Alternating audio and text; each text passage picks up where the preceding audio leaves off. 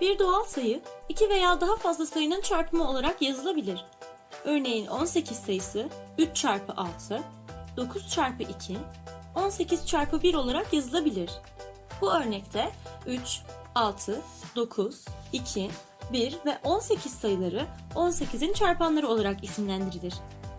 Örnekten de anlayacağımız gibi bir sayının çarpanları o sayıyı kalansız olarak bölebilen sayılardır.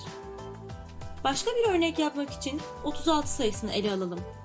36 sayısının hangi sayıların çarpımından oluştuğunu düşünün. 36, 9 ve 4'ün çarpımından, 12 ve 3'ün çarpımından, 6 ve 6'nın çarpımından, 2 ve 18'in çarpımından ve son olarak da 1 ve 36'nın çarpımından elde edilebilir. Bu durumda az önce saydığımız 1, 2, 3, 4, 6, 9, 12, 18 ve 36 sayıları 36'nın çarpanlarıdır. Unutmayalım, bir sayının çarpanları kendisine eşit veya kendisinden küçük olmak zorunda. Çarpanları bulmak için yapabileceğimiz işlemlerden bir tanesi çarpan ağacını çizmektir.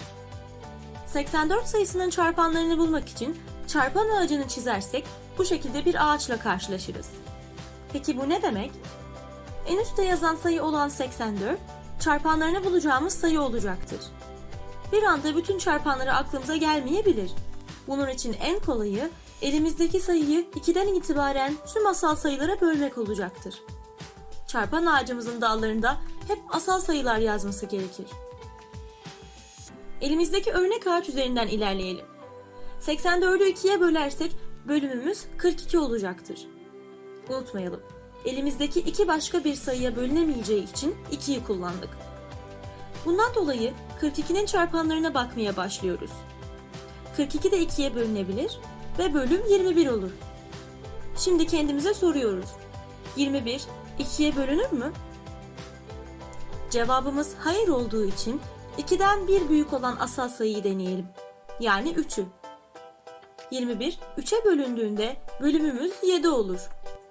7 bir asal sayı olduğu için çarpan ağacımıza devam edemeyiz. Bu durumda 84'ü 2 çarpı 42, 4 çarpı 21, 12 çarpı 7 olarak yazabiliriz. Üslü sayılardan hatırlayacak olursak 84'ü 2 üzeri 2 çarpı 3 çarpı 7 olarak yazmakta yanlış olmayacaktır. Hadi bir başka örnekle pekiştirelim.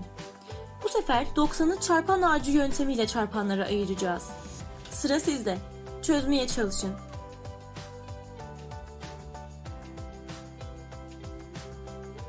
Öncelikle 90'a en küçük asal sayı olan 2'ye bölüyoruz. Bölümümüz 45 olduğu için 2'yi ve 45'i yazdık. Şimdi sıra 45'te. 45 2'ye bölünemeyeceği için 2'den büyük olan asal sayılara bakacağız. Sırada 3 var. 45 bölü 3 eşittir 15 olduğu için 3 ve 15'i ağacımızın dallarına yerleştirdik. Şimdi sırada 15 var. 15 de 3'e bölünür, bu yüzden 15'i de ayıralım. 15 bölü 3 eşittir 5. Şimdi elimizdeki bölüm 5 oldu. Eski bilgilerimizden 5'in bir asal sayı olduğunu biliyoruz. Bu demek oluyor ki 5 kendisinden ve birden başka bir sayıya bölünmez. Bu durumda ağacımızın son dalında 5 yazar.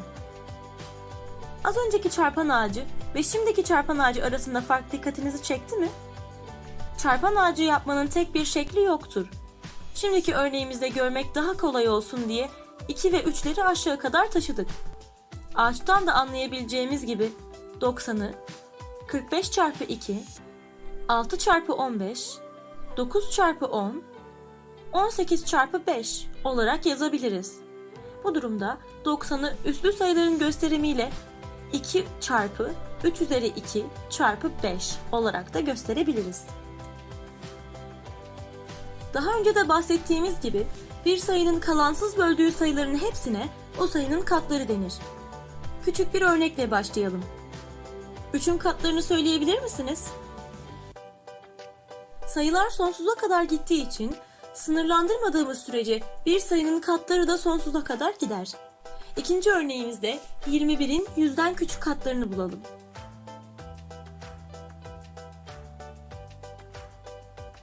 ...21 ve 5'in çarpımı 100'den büyük olduğu için 21'in 100'den küçük katlarına 21, 42, 63 ve 84, yani 21'in 1, 2, 3 ve 4 ile çarpımı dahil edilir.